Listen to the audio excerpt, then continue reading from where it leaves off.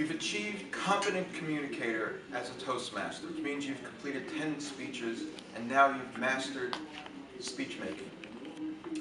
However, those two letters have another meaning: competent Californian. As we know, if you just heard, you're going to be a June bride. You and your husband are going to be moving shortly after a brief celebration, I believe, to California, Northern California, which, as people who've lived in California or know California, is a different state than Southern California. They haven't yet divided, but soon they probably will.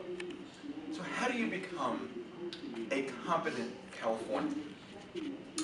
Well, the first thing we're going to start with, as you've known since you've joined our club, that there's been a little bit of, maybe a little peccadillo about how to pronounce your name. Elena, it's Elena, folks.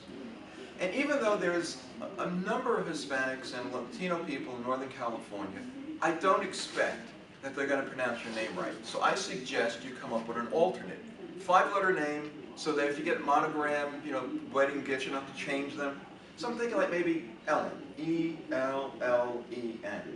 Nah, because then they'll think like maybe you said Helen and they'll get confused.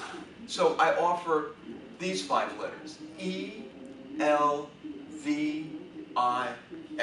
I think they'll get that right. Okay, so now we have your name right.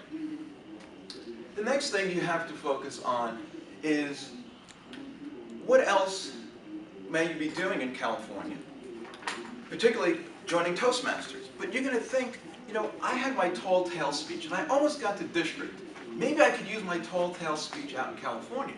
Now, for those of you who don't remember, her tall tale speech was about a vegan environmental motorcycle gang. Now, in Texas, that might be a tall tale. But in California, vegan environmental as being a tall tale? No, you're going to have to change your speech.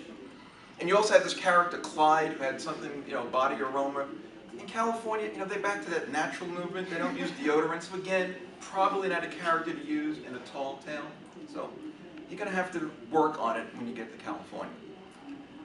You also are going to need some help in translation of some of the phrases that are used there.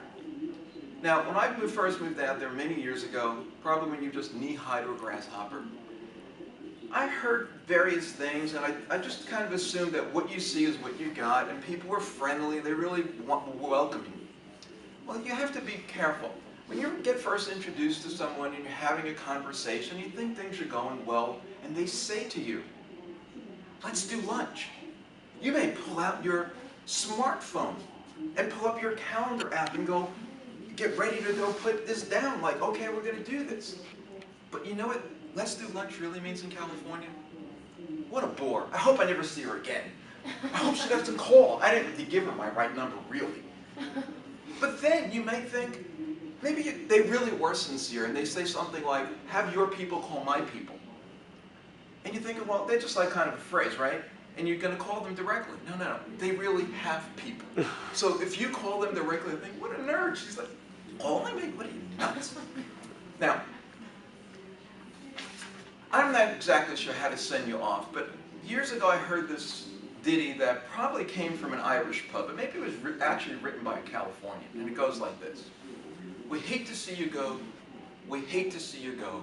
We hope to hell you never come back, but we hate to see you go." Madam Toastmaster.